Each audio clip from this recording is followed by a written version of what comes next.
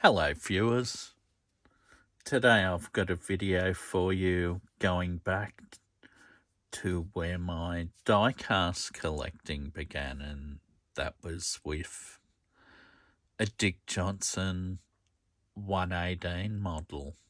This particular one is one by Classic Carlectables. It's not an official part of the Dick Johnson collection, because Classic Carlectables made these models without Dick Johnson's approval, because they wanted to make the models, and they made them.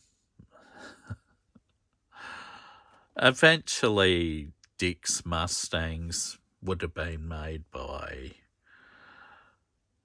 Bianti or perhaps Authentic Collectibles, who knows, but or even Apex. But because the other companies didn't make them, Classic Carlectables got their jump, and this is number 6 in the Dick Johnson Mustangs that's been produced.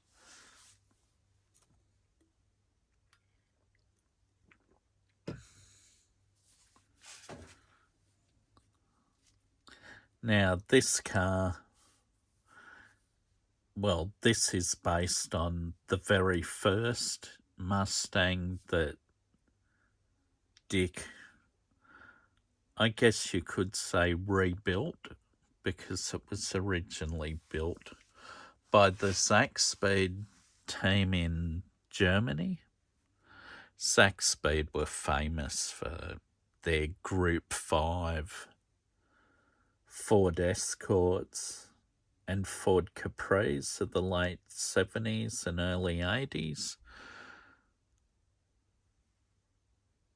But they decided to go into Group A racing about 1982, 83. And they bought a pair of Fox body Mustangs from the USA, and they went racing with at least one of them. I think the other one may have been a spare, from memory, going off what I read in one of Dick Johnson's books. Yeah, and this one, it was a Group A car.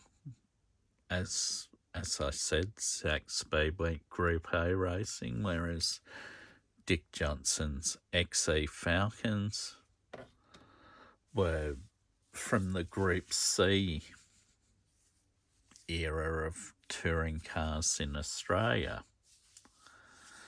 This car was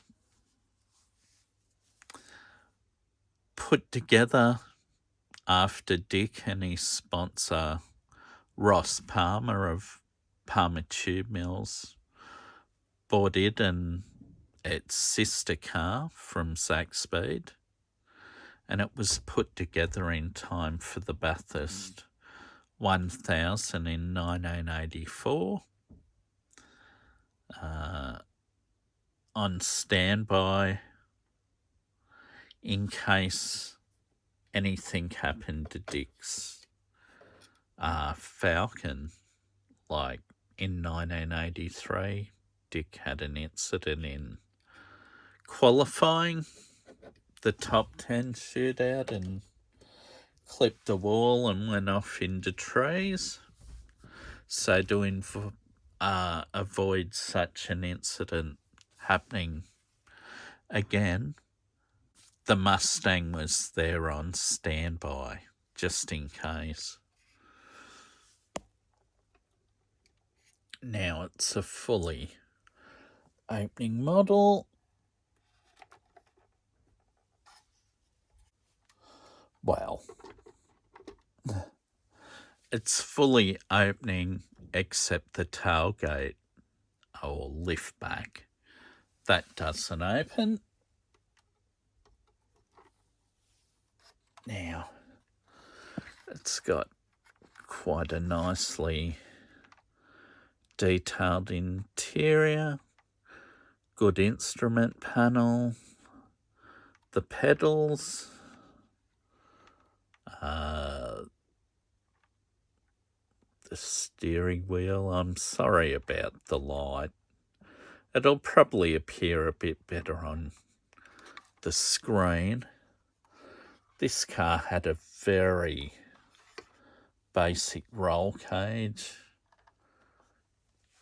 fire extinguisher.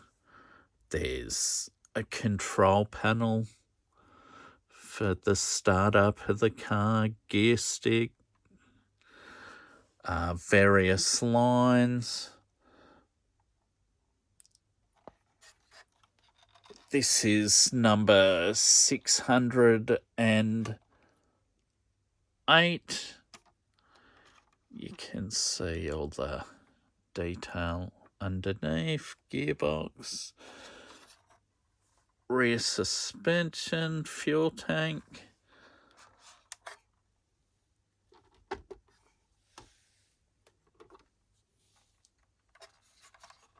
It's got a nicely detailed version of the 5-litre Windsor that this one ran, which put out somewhere from 200 to 250 horsepower from the little 5-litre, whereas Dick's 351 in the XC was putting out anywhere from 500 to 600.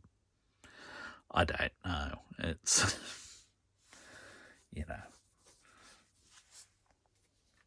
somewhere in that vicinity. Take it for a spin. It's got very similar sponsor details to the XE. On the rear quarters, it's got the Ford Blue Oval, which Dick ran for the first time on his XE as well. He'd been sponsored by Motorcraft since 1981, and he asked Ford if they wouldn't mind if he put the Blue Oval on his Falcon first, then the Mustang. So, and yeah, it wasn't a problem.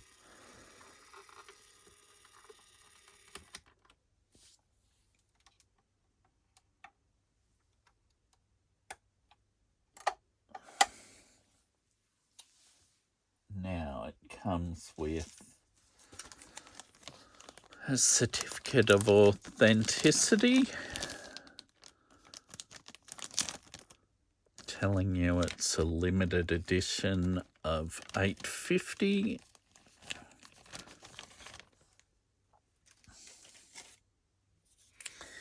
You get a booklet about the car.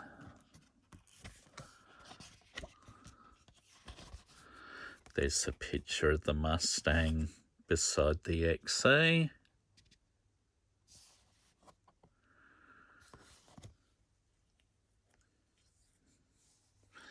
Yeah, and it tells you there that it was one of a pair of Zack Speed-built Mustangs from Germany.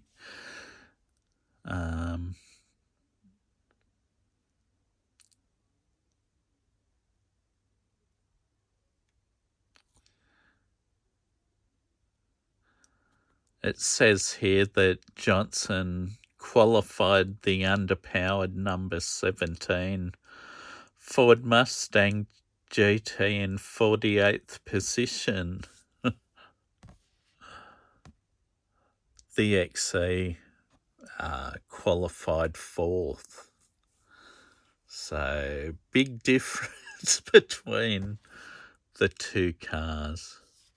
And it also says here the Mustang was raced on the support card of that year's Surface Paradise Enduro by John French. His co-driver, of course, in 1984 and on 3 other occasions. And it tells you there about the model. And they used David Bowden's car for their details on the car. David Bowden's got the second of Dick's 2 Mustangs that he bought from Zaxby's.